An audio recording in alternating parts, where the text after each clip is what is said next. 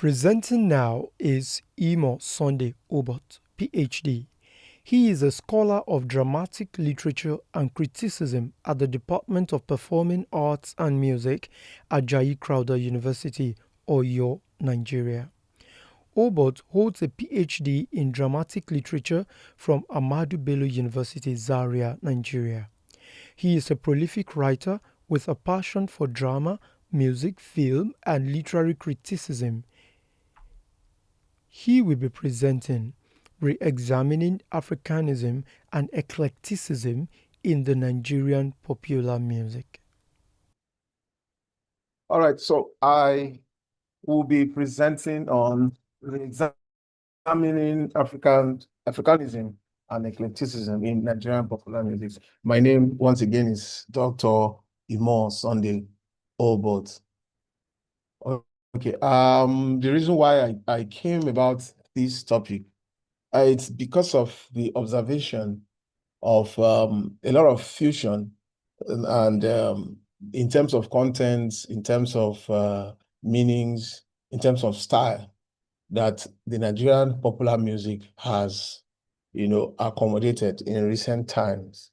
And a few questions, have arisen from different quarters as to the future of, the Nigerian popular music, given the fact that globalization, the global culture, one culture kind of concept is taking root. And there's this worry about the cultural elements, in the Nigerian popular music. And that was what informed this paper. And we all understand, we know to some extent, let me not assume that music is a reflection of events, happenings, lifestyles, history, politics, technology, and religion, if you like. It represents a whole lot of this. And music represents a people. It speaks a whole lot about a people. There are different ethnic groups in Nigeria, and they have their different music. And oftentimes they are quite related to, the way they carry themselves and the way they live their lives, which is cultural. All right, so what is the issue? What is the problem, actually, when we look at Africanism, and what is the issue with eclecticism as regards popular music? That forms the core of this paper. I'm trying to reiterate it again. Now, the point is, what is Africanism and what is eclecticism? Africanism is a concept. Well, some people have argued that it's also a theory that seeks to preserve African culture. All right, that seeks to not only preserve as well as project African, culture in diverse sphere. But in this case, we are looking at how music of Africans, specifically Nigerians now, and since I'm in southwest of Nigeria, I've decided to look at the Yoruba people. So how does the issue revolving around precision affect, popular music? And we should not also forget that the southwest of Nigeria really has a strong grip on popular, music in Nigeria. So that is that. And what is eclecticism? Eclecticism, expresses or examines how, different cultures are kind of fused to other cultures in time and in space as a result of the concept of globalization, the global culture.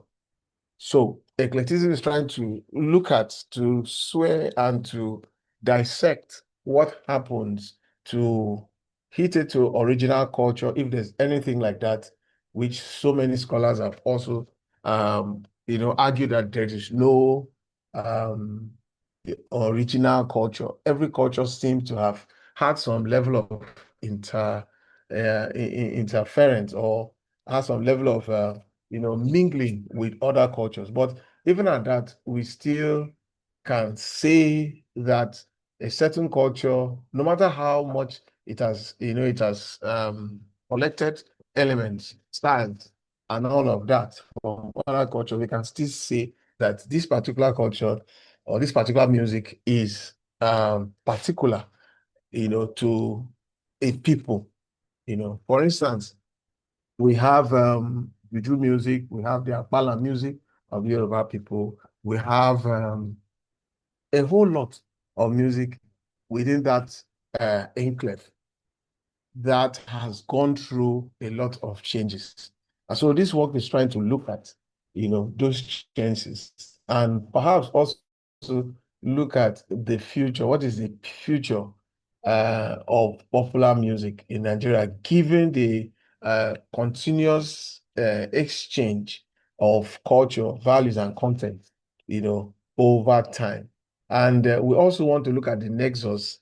You see, when scholars discuss Africanism and eclecticism, they look at Africanism as trying to protest. They look at the protest aesthetics of Africanism.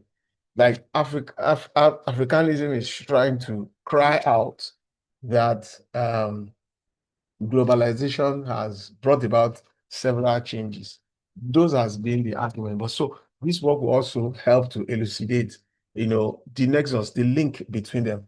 Actually, from the perspective of the paper, Africanism and eclecticism, them can really not thrive without the other.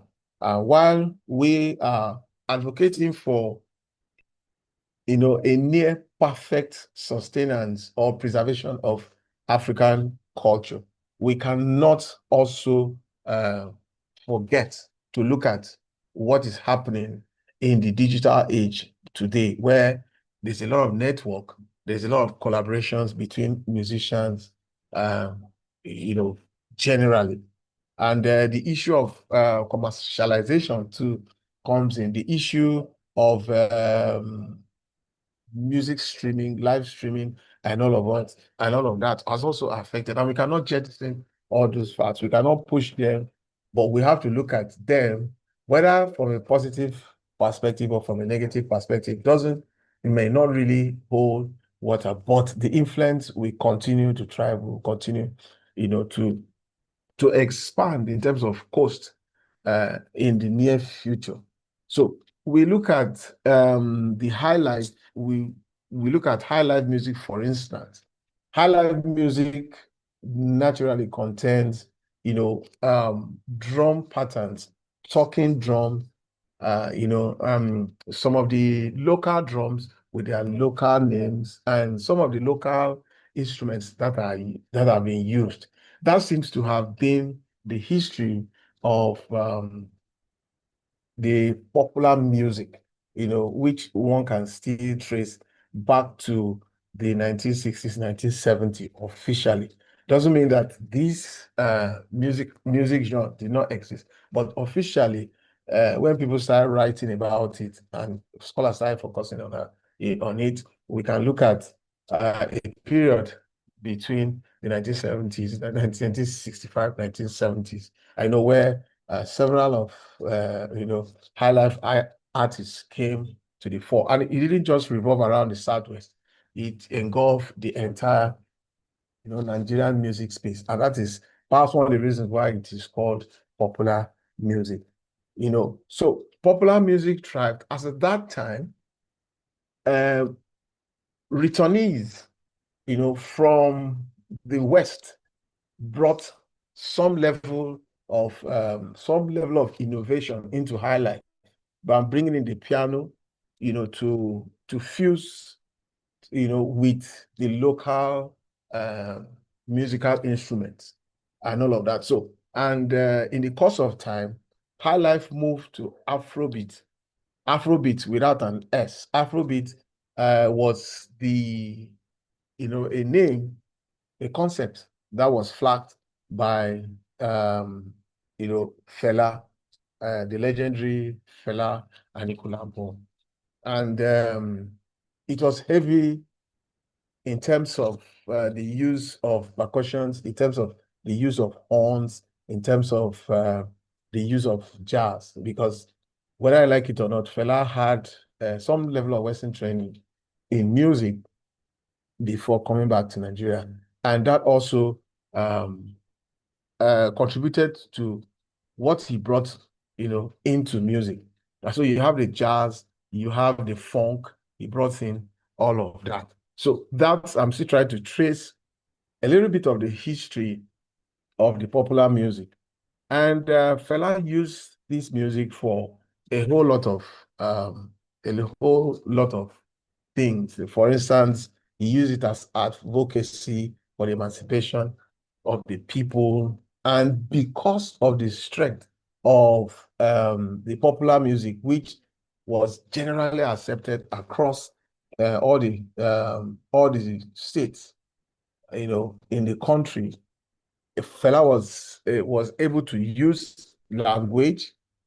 He was able to use idioms. He was able to use bylines. He was able to use strong vocals, harmonies, and the instrumentation to project the happenings in politics and other aspects of social life that he felt were not going the way it was supposed to go. So Fela's used that.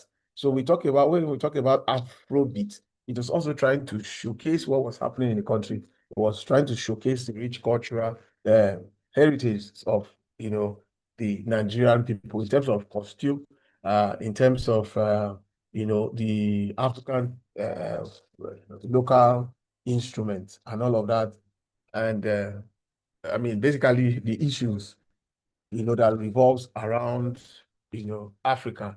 This time, the emancipation did not come from some level of colonialism, but within. So Afrobeat was very useful and was instrumental in, you know, in projecting the Nigerian life, the Nigerian state and the situation. But after Fela left, we had Afrobeat, Afrobeat with S.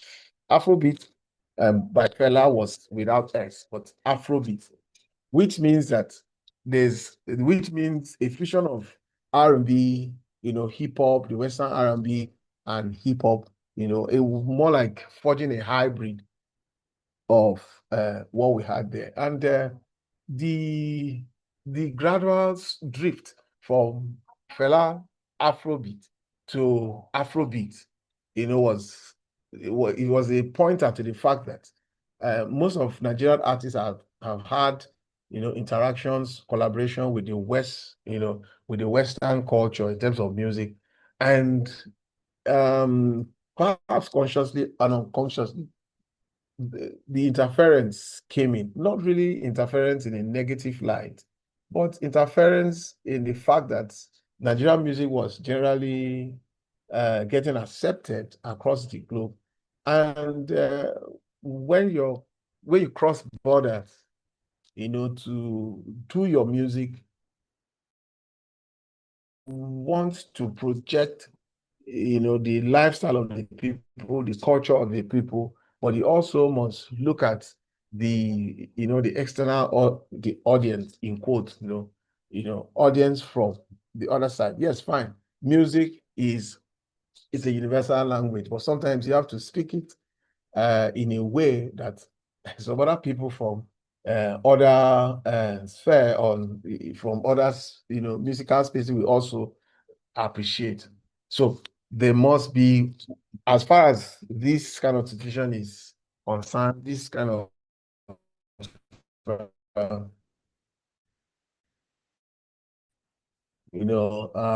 some level of virtual humor adjustments in music. Now, I'm very careful to use the word adjustment because there must be some form of fusion. If I like your music so much, I should be able to see myself somehow in your own music. So that occurred in terms of language, it occurs in terms of the lyrics. It also occurs in terms of the kind of chords used. I mean, if the blend of R&B is there, the hip hop is there, and the jazz is there, and so many others, the international audience will tend to appreciate because it's what they know, it's what they can relate with. Well, when it comes to language, they probably may not understand the Nigerian language, which is actually part of hip hop. Hip hop, I mean, Afrobeat, Afrobeat really projects the Nigerian language as well, even when international audiences do not understand what it means, but they can vibe to it. They can flow with it because it's something that they share in common. So that has been the relationship between Africanism and eclecticism. Now, the idea from this discourse is not to accuse globalization as trying to dilute African culture, but it's trying to see how, at this point, how both can work together without us really without the musicians in Nigeria forgetting Hello, that Dr. Obot. they also, yes, sir. Uh, could you please round up 1 minute so we can go to the discussion session? Thank you. All right. Okay. So the conclusion here is that um, eclecticism, it has come to stay. It's not going to change, and the Nigerian popular music will continue, to take on other forms from different cultures, and going to it's not going to diffuse it to a certain level. But I mean, the